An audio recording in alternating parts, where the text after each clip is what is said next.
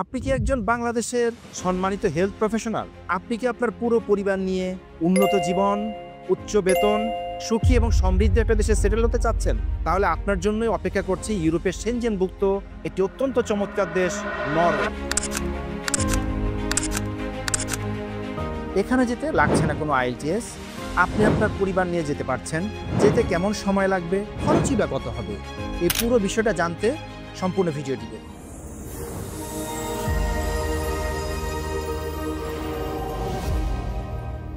এখন আমি এই ভিডিওতে আপনাদের জন্য যে 21টি ডিগ্রির কথা বলবো, সেই 21টি ডিগ্রির কোনো একটি ডিগ্রি যদি আপনার থেকে থাকে, তাহলে আপনি নরওয়েতে পুরো পরিবার নিয়ে স্কিল মাইগ্রেশন করতে পারবেন।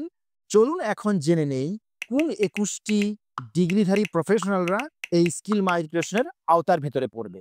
এমবিবিএস ডাক্তার যাদের বিএমডিসি রেজিস্ট্রেশন আছে, ডেন্টিস্ট মানে বিডিএস যাদের bachelor of medicine and surgery BMDC registration আছে, যাদের diploma in nursing, bachelor of nursing in post basic অথবা bachelor of nursing basic BSc, diploma in midwifery, bachelor degree in midwifery, diploma in dental technology, BSc in dental technology, BSc in medical laboratory technology, medical assistant MATS অবশ্যই তাদের BMDC registration থাকতে হবে, diploma in pharmacy ৩ বছরের diploma যাদেরকে আমরা বলে থাকি D pharm, bachelor degree in pharmacy যাদের 4 বছরের ব্যাচেলর ডিগ্রি, এবং bachelor degree in physiotherapy, bachelor degree in occupational therapy, bachelor degree in optometry, bachelor degree in radiology and imaging, bachelor degree in audiology, emergency medical technician, bachelor degree in clinical nutritionist and bachelor degree in clinical psychology.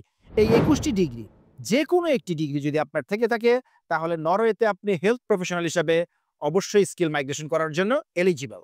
এবার চলুন জেনে নেই এই প্রোগ্রামের আকর্ষণীয় দিকগুলি কি কি। এখানে যেতে আপনার কোনো আইএলটিএস লাগছে না, আপনি পুরো পরিবার সহই যেতে পারছেন, এবং আপনার যিনি প্রাইমারি অ্যাপ্লিক্যান্ট তিনি সপ্তাহে 20 ঘন্টা কাজের অনুমতি পাচ্ছে, আর যিনি স্পাউস তিনি ফুল টাইম কাজের অনুমতি পাচ্ছে। কোনো এজ লিমিট নেই, আপনি যে কোনো বয়সেরই হন না কেন আপনি যেতে পারছেন, কিন্তু আপনার বেশি বয়স হলে আমরা সাজেস্ট করি না যাওয়ার জন্য। হেলথ ইন্স্যুরেন্স আপনি ফ্রি পাচ্ছেন, আপনার সন্তানের শিক্ষা 18 বছর বয়সের নিচে হলে সম্পূর্ণ ফ্রি পাবেন। আর এখানে জবের কোনো ধরনের কোনো ক্রাইসিস নরওয়েতে নেই। আপনি অন্য যে কোনো দেশে দেখবেন যে যারাই গেছে বলবে জবের ক্রাইসিস, কিন্তু নরওয়েতে যারা গিয়েছে তারা শুনবেন যে কোনো ধরনের কোনো জব ক্রাইসিস নরওয়েতে নেই। আর এই পুরো প্রক্রিয়াটি আপনি বাংলাদেশে বসে সম্পন্ন করতে পারছেন, কারণ নরওয়ের এমবিসি বাংলাদেশে আছে, আপনাকে ভিসার জন্য দ্বিতীয় কোনো দেশে যাবার প্রয়োজন নেই। এখন আসুন জেনে নেই এই পুরো প্রক্রিয়াটি সম্পূর্ণ হতে কতদিন সময় লাগবে। অ্যাপ্লিকেশনের পর হইতে আপনার অ্যাপ্রুভাল আসতে সময় লাগবে 13 থেকে 14 মাস, আর এমবিসিতে ভিসা দিতে সময় নেয় 3 থেকে 4 মাস। টোটাল আপনার 18 মাসের মতো একটু সময় লাগে এই পুরো প্রক্রিয়াটা কমপ্লিট হতে। প্রথমে আপনাকে এমবিসি থেকে ভিসা দিবে 1 বছরের জন্য, যেটা নরওয়েতে গেলে প্রতি বছরে নবায়নযোগ্য। এখন আপনার মনে একটা খটকা লাগতে পারে, 1 বছর পরে নবায়নটা কি হবে আমার? অনেকে এই প্রশ্ন করে থাকেন, কিন্তু নবায়নটা খুবই সহজ। কারণ এখানে আপনার নবায়ন করতে গেলে 30 মিনিট একটা সময় নিয়ে আপনাকে থানায় যেতে হয়। লোকাল থানাতে একবার দুটো জিনিস চেক করে, যে আপনার এই লাস্ট ইয়ারে কোনো ধরনের কোনো ক্রিমিনাল ব্যাকগ্রাউন্ড আছে কিনা, এবং আপনি আদৌ ল্যাঙ্গুয়েজ ইনস্টিটিউটে ল্যাঙ্গুয়েজ শিখছেন কিনা, নাকি আপনি শুধু গিয়ে শুধু কাজ করেই যাচ্ছেন কিন্তু ল্যাঙ্গুয়েজটা মোটেই শিখছেন না। এই দুটো জিনিস আপনি চেক করে তারা 30 মিনিটের ভিতরে আপনার ভিসাটা নবায়ন করে দেয়। যেহেতু অ্যাজ এ হেলথ প্রফেশনাল নরওয়ের প্রথম নিয়ম হচ্ছে আপনাকে অবশ্যই তাদের দেশে যাবার পরে ভাষাটা আপনাকে শিখতে পারতে হবে। যেহেতু আপনাকে ভাষা শিখতে হবে আপনার নিজের পকেটের পয়সা খরচ করে, সো প্রতি মাসে আপনার খরচ হবে 36,000 টাকা, 3,000 নরওয়েজিয়ান ক্রোন আপনার প্রতি মাসে খরচ হবে। এইটা নরওয়ে পার্ট টাইম জব করেও 36,000 টাকা ক্লিয়ার করা কোনো বিষয় না।